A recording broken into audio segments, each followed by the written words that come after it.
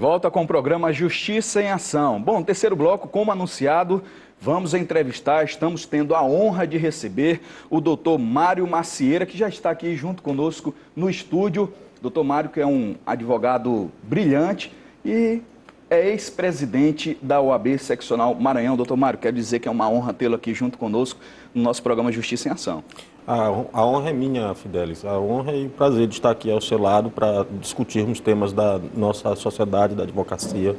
Bom, o senhor tem um posicionamento político, né? E eu acho interessante nós partirmos desse ponto que é o atual momento da advocacia, da política local. Eu queria saber como é que o senhor tem visto o atual momento em âmbito nacional, como é que o senhor está vendo aí a movimentação a partir do impeachment. Eu queria a sua opinião pessoal quanto a isso. É uma conjuntura muito delicada, de uma crise muito poderosa, uma crise econômica que é alimentada pela crise política. E o que eu vejo é que as instituições democráticas, elas sofreram um grande abalo a partir do momento em que se admitiu um processo de impeachment contra uma presidente que não tinha praticado efetivamente qualquer crime de responsabilidade. Tanto que o fundamento utilizado para afastar a presidente Dilma Rousseff foi o tal do conjunto da obra. E isso não era um presidencialismo motivo para provocar o impedimento do chefe de governo e do chefe de Estado. De tal maneira que a partir dali houve a gente assistiu um progressivo descrédito das instituições. Decisões judiciais adotadas pelo Supremo que interferem e invadem a independência do Poder Legislativo, a resistência do próprio Poder Legislativo em respeitar as decisões do Supremo Tribunal Federal, todo um conjunto de elementos que fazem com que a crise não só não tenha uma solução, como ela fique cada momento se agravando. Isso é muito ruim, isso eu percebo como uma verdadeira ameaça ao nosso regime democrático ainda muito jovem. A gente tem que lembrar que a Constituição de 88 só vai completar 30 anos no próximo ano. E as nossas instituições estão fortemente abaladas por essa crise. E o senhor acha que, de repente, esse conflito entre os poderes pode prejudicar efetivamente, trazer uma instabilidade para a sociedade? Eu acho que já estamos vivendo isso, né? Há poucos dias, um general da ativa pregou a ruptura com a ordem constitucional e nada aconteceu, que é muito grave, porque como militar ele teria que se subordinar às regras da Constituição e não defender a sua violação. E a instabilidade é patente, é evidente, né? E nós temos que ter, nesse momento, a capacidade de unir todos aqueles que acreditam e defendem a democracia, porque é preciso reconstruir as instituições desse país. E não é possível simplesmente apostar no caos. E qual seria o meio para essa reconstrução chegar efetivamente até a sociedade? Eu sou daqueles que defendo que essa crise de legitimidade só pode ter solução com o chamamento do titular da soberania, que é o povo, para uma nova eleição, para escolher um novo governo. Porque ainda ontem, ou antes de ontem, saíram dados de uma pesquisa de opinião do Ibope que mostra que o presidente da República tem menos de 3% do apoio da população. Isso é absolutamente inviável, ninguém consegue governar com tal impopularidade. E aí o que se vê agora, a segunda denúncia do Procurador-Geral da República contra o presidente da República, e ele novamente fazendo o toma lá da cá das emendas parlamentares para garantir maioria no Congresso Nacional, o que só faz compuscar ainda mais a democracia brasileira. Bom, queria também falar com o senhor sobre a política não partidária, a política voltada para o segmento e que assiste esse programa, assiste o Justiça em Ação, que são os advogados e etc. Doutor Mário, eu queria saber do senhor, o programa Justiça em Ação traz muito o profissional, o advogado, o promotor, o juiz, o desembargador, especificamente o advogado, e ele abre um leque de possibilidades. Já trouxemos desembargadores, já trouxemos promotores, e alguns advogados que vieram aqui falaram também dessa parte da política que está sendo feita ou que é feita para se chegar à presidência da OAB. Em 2 momentos dessa entrevista que eu fiz, foi com o doutor Erivelto, né? Nós falamos aqui sobre o atual momento da advocacia, ele citou alguns exemplos, citou quando ele foi presidente da Comissão de Prerrogativas, né? Também entrevistei o doutor Carlos Brisac, que tem aquele grupo Vem Comigo, e os dois, eles falaram sobre essa possibilidade de estar como pré-candidato à OAB, a presidente da OAB. E eu queria saber do senhor o seguinte, o seu grupo, pela qual os dois compõem, tanto o doutor Erivelto, que ele verbalizou, falou aqui para a gente, e também o doutor Carlos Brisac, estão com essa possibilidade. Vocês, do grupo de vocês, já têm ideia de quem vai ser realmente o pré-candidato ou vocês estão pensando em algumas vertentes, algumas possibilidades? Primeiro, eu considero ambos, tanto Brisac quanto o Erivelton, que além de serem meus amigos, são excelentes advogados, ambos eu tenho a satisfação de dizer que são meus amigos particulares. Acho que eles têm todas essas qualidades necessárias para pretender uma candidatura a presidente da seccional. Mas no nosso grupo, o meu esforço particular é para construir a nossa unidade. Nós não podemos estar divididos no próximo processo eleitoral e eu tenho feito um esforço tremendo para que isso possa acontecer, que nós estejamos unidos. E quem vai ser o candidato depende de uma decisão de grupo. E eu acho que o que é principal, o que é primordial para nós é a preservação da nossa unidade. Então não serão lançados vários nomes, um que representa o grupo. Meu trabalho é para isso, é para lançar uma chapa unida, forte, competitiva, capaz de disputar para valer as eleições. E esse nome seria o senhor? Não, a gente está discutindo, não tem nomes, e eu, como estou trabalhando pela unidade, eu não vou dizer que sou eu, porque eu posso estragar tudo. Então vamos trabalhar em torno da unidade. Se eu tiver que fazer o sacrifício, porque para mim seria um sacrifício, já que eu já exerci por dois mandatos a presidência da OAB, eu aceitaria em nome dessa unidade, mas não à custa da unidade do grupo. Entendi, mas não descarta a possibilidade, como o senhor falou, o senhor aceitaria de repente pela unidade, né? Até porque, Fidelis, nós estamos há mais de um ano da eleição da OAB e muita coisa ainda vai acontecer daqui para lá.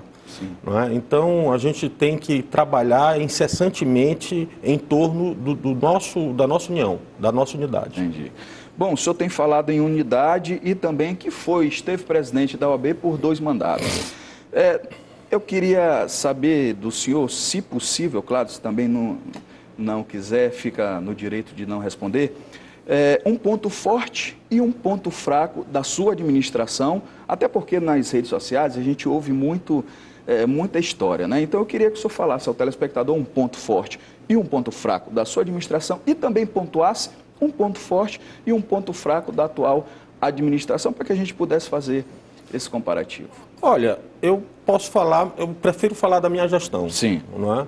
Nós procuramos fazer uma gestão com bastante dedicação, com bastante transparência, com bastante honestidade. Eu tive a satisfação de ver agora corrigida uma injustiça. O Conselho Seccional aqui do Maranhão tentou rejeitar a nossa prestação de contas de 2015 e agora o Conselho Federal, em julgamento definitivo, aprovou nossas contas. A gente teve a iniciativa de construir 3 subseções e deixou a subseção de Bacabal já com as obras em andamento. A gente deixou uma liquidez, quer dizer, no caixa da OAB de 3-1. Significa que para cada R$1 que a OAB devia, tinha R$3 para custear aquelas despesas, aquelas dívidas. De uma tal maneira que eu admitiria essa força, esse ponto forte da nossa gestão. Quer dizer, nós nos empenhamos muito em ampliar a oferta de serviços, criamos as subseções de Barreirinhas, Barra do Corda, Grajaú, Timon, criamos os centros de inclusão digital, porque estava chegando o processo judicial eletrônico e muitos colegas precisavam se adaptar a essa nova realidade, precisavam ter acesso à internet, precisavam saber peticionar no processo eletrônico. E nós fizemos um grande esforço através, por exemplo, do então conselheiro Willton Conceição, que era nosso representante no comitê gestor do PJE, através do então tesoureiro Marco Lara, que atuava junto ao TRT na questão do PJE, nós tivemos um grande esforço para fazer com que os advogados pudessem sentir menos possível os impactos da mudança de tecnologia com a adoção do PJE. Nós também nos empenhamos muito conquista de jovens advogados para a OAB. Nossa comissão de jovens advogados tinha uma intensa participação, quase 50, às vezes mais de 50 membros. Nós fazíamos todo um processo de recepção aos novos advogados, com Conheça a OAB por dentro, tinha palestras, cursos e, finalmente, a solenidade de compromisso. E é uma comissão, só pegando um gancho, uma comissão importantíssima, porque são quase 1.000 advogados por ano. Né, e a gente também investiu muito, Viteris, em iniciativas que viessem a promover o congraçamento dos advogados. Sim. É com satisfação que eu vejo hoje, 2 anos depois do fim do nosso mandato, a força do campeonato de futebol dos advogados que nós criamos na nossa gestão e que a atual gestão vem mantendo, o calendário de eventos com festas e congraçamento durante o carnaval, durante o final do ano, durante as festas juninas. Quer dizer, a gente fez... A parte social. A parte social. A gente fez um grande esforço de estar presente em todas as subseções. Agora, se você diz assim, um ponto fraco, eu não diria que é exatamente um ponto fraco, mas é uma tarefa árdua, difícil, cotidiana, que exige muito dos dirigentes de OAB, que é a defesa das prerrogativas profissionais. Todos os dias, em vários lugares da cidade ou do estado, em fóruns, em delegacias, em repartições, há advogados tendo suas prerrogativas desrespeitadas. Então, eu diria, é um desafio hercúleo para qualquer dirigente de ordem promover a defesa das prerrogativas profissionais. E nós procuramos, você lembrou bem que o Erivelton foi o nosso presidente da Comissão de Prerrogativas, ele era incansável. Quantas e quantas vezes, pela madrugada adentro, a gente não teve que deixar nossas casas para ir prestar assistência aos advogados. Eu acho que é preciso criar uma cultura de que o advogado é parte inerente do processo ou do poder judiciário, que o advogado não é um estranho, não é um indesejável. E para, a partir dessa cultura, saber que os advogados, tanto quanto os magistrados, os membros do Ministério Público, devem ter suas prerrogativas respeitadas. O advogado é quem veicula o direito do cidadão perante as autoridades estatais e para ele é preciso dar garantias para que ele exerça com independência o seu papel. Esse é o maior desafio e é um desafio permanente para quem dirige a Ordem dos Advogados, é a defesa das prerrogativas. Perfeito. Bom, e já passamos 2 minutos, mas eu quero me estender um pouquinho e peço à direção que segure, porque realmente está sendo um prazer receber o doutor Mário Macieira aqui no programa. Uma última pergunta: o que de repente o senhor analisa, o senhor identifica que ainda falta fazer, que não houve tempo de o senhor estar fazendo, mas que o seu grupo pode melhorar, pode fazer um algo a mais, se de repente vier a ocasionar a chegada até a presidência? O que realmente ainda pode ser feito? Ainda sempre há muito a fazer, por mais que se faça, por mais que haja o esforço de todos nós para realizarmos os nossos melhores trabalhos, há sempre muito a fazer. Eu penso que esse desafio da defesa das prerrogativas é permanente, ele tem que ser sempre aperfeiçoado, sempre melhorado, sempre fortalecido. Esse é um desafio permanente. Eu penso que é preciso que a OAB se debruce de forma mais intensa sobre o problema da crise do Poder Judiciário.